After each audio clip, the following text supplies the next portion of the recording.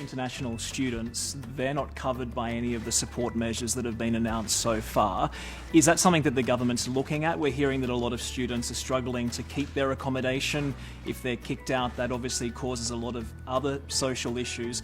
And could more be being done by the government to communicate to people who speak languages other than English? A lot of the feedback from communities is that these measures, they're trying to keep on top of them, they want to do the right thing, but it's very difficult for them to understand in their own language. Is that something that government can look at as part of this daily dashboard?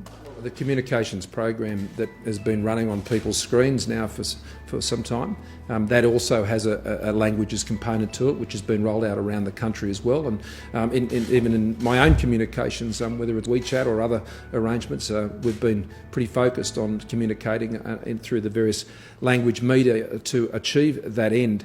In terms of students, the Immigration Minister, Acting Immigration Minister I should say, will have more to say about other visa holders and the arrangements the government is coming to for those, and I'll leave that to him to make those announcements in coming days.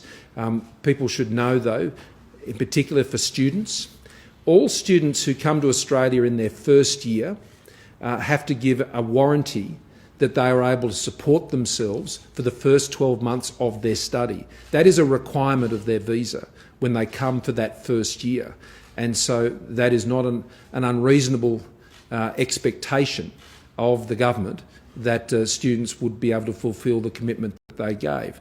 Now, these visas and those who are in Australia under various visa arrangements, they're obviously not held here compulsorily. If they're not in a position to be able to support themselves, then there is the alternative for them to return to their home countries. We still have quite a number of people who are here on visitor visas. As much as it's lovely to have visitors to Australia in good times, at times like this, if you're a visitor in this country, it is time, as it has been now for some while, and I know many visitors have, to make your way home and to ensure that you can receive the supports that are available where they are in your home countries. At this time, Australia must focus on its citizens and its residents to ensure that we can maximise the economic supports that we have. But there are many students who are in Australia. That's why we lifted the hour restrictions on student nurses, for example. Some 20,000 additional student nurses then became available into our health system. That's very important. For those backpackers in Australia who are nurses or doctors or have other critical skills that can really help us during this crisis, then there'll be opportunities for them as well. But our focus and our priority is on supporting Australians and Australian residents with the economic supports that are available.